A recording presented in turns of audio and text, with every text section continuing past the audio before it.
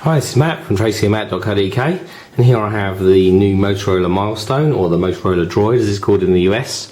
First, let me apologise for my voice, but I am recording with laryngitis at the moment, so apologise if there's any stopping starting, because it's probably me coughing. Here we have, as I say, the Motorola Milestone, very eagerly awaited. It's the first Android 2.0 Eclair OS device. Which we're going to take a look at now, and obviously the Milestone itself is immediately on top. We'll have a look at that in just a second. We'll come back to that. Also in the box we have the Getting Started guide, which is quite small, and it is printed in colour, which is good. It helps you obviously get up and running. It's fairly lightweight, and there is a CD-ROM there that comes with it. Also in the box we have a wired headset, which has a couple of foam ear covers and has a 4-pole 3.5mm jack on one end, length of cable, and a very small push button and inline microphone arrangement, tiny in fact. And then the headphones, which aren't too terrible. They're basically the same as the headphones that come with the Motorola Dext, which weren't too terrible. If you're really going to listen to an awful lot of music, I'm sure you'll want to use your own headphones, but you do have that option. Obviously the handset does have 3.5mm headphone jack, so that's quite good. We then have a USB to micro USB sync charge cable. That's a standard item, so you can obviously use the one that comes with it or any number of other ones. Then we have the charger, which is obviously a UK 3-pin wall charger I've got here. Extremely small, and does just have a USB connector on the top of it. Tiny little USB wall charger.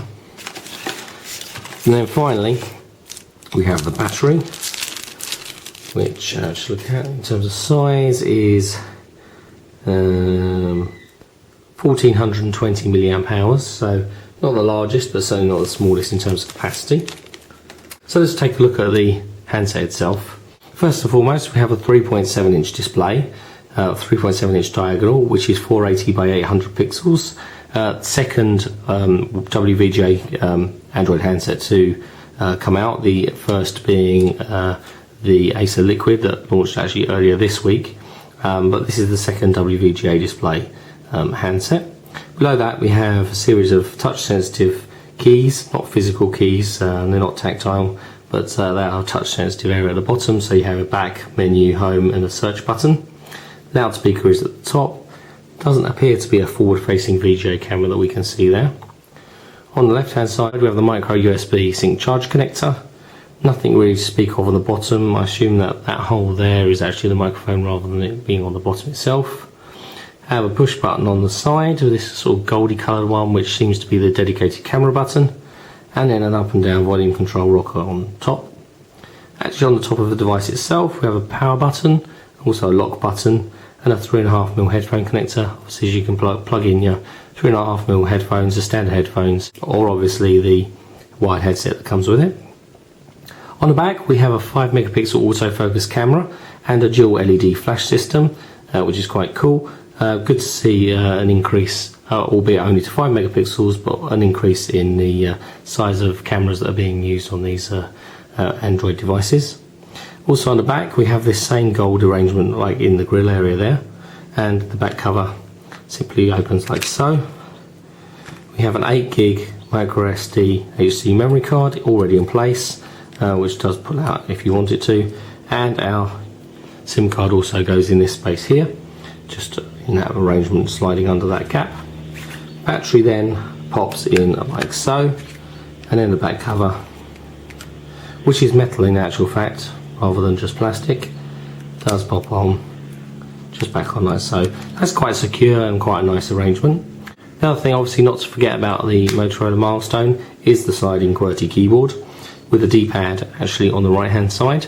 I think that will suit most people, the fact it's on the right hand side, possibly with the exclusion of left-handed people, but it is more sensible to have that on the right hand side rather than the left hand side, as is typical of Nokia in fact. Then we have a four row Qwerty keyboard. Nice large keys. They are extremely flat, as you can probably see across there now, but obviously that is because it does need to slide under the keyboard mechanism. But they are extremely positive. They've got a nice tick to them, and they're a good size. They are individual keys, although they are quite tightly packed, but they're a good size, and I think that you'd be able to get used to that and be able to get a good type rate with that on the QWERTY keyboard in no time at all. That's pretty decent.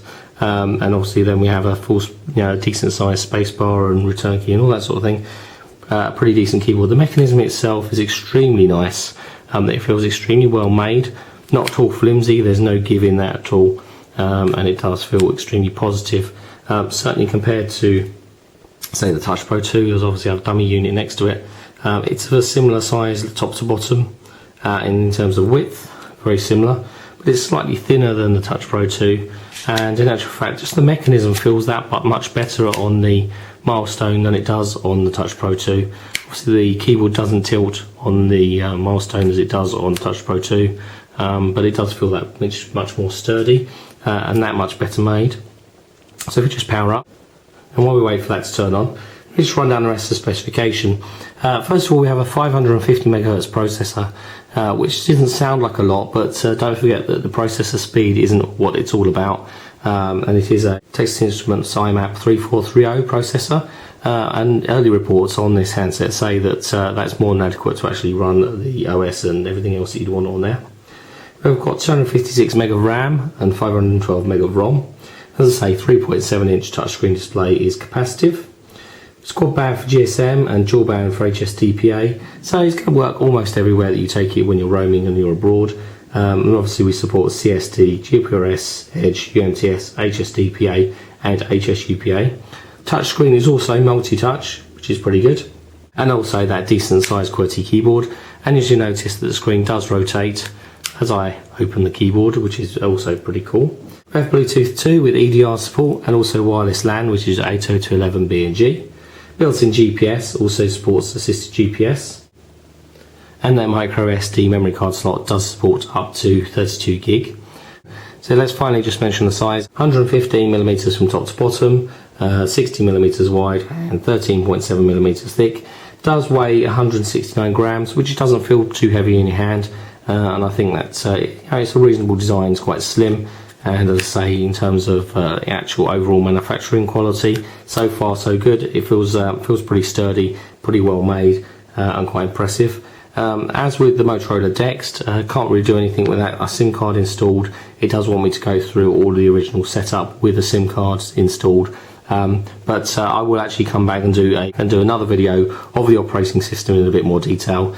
Let's wait and do that when I've actually got a bit more of a voice. Our full review will be on site on tracyandmatt.co.uk over the next week or so. And don't forget, if you want to follow us on Twitter, we are Tracy and Matt on Twitter, and also we have a Facebook page, tracyandmatt.co.uk. Definitely worth checking us out at the moment because we are running a pretty big competition in the run up to Christmas, and we've got plenty of hardware to give away, so it's definitely worth following us on tracyandmatt.co.uk. And if you've missed any of those details, just check out the title page for this video. Has all the URLs that you need. And as I say, that review will be on site over the next week or so.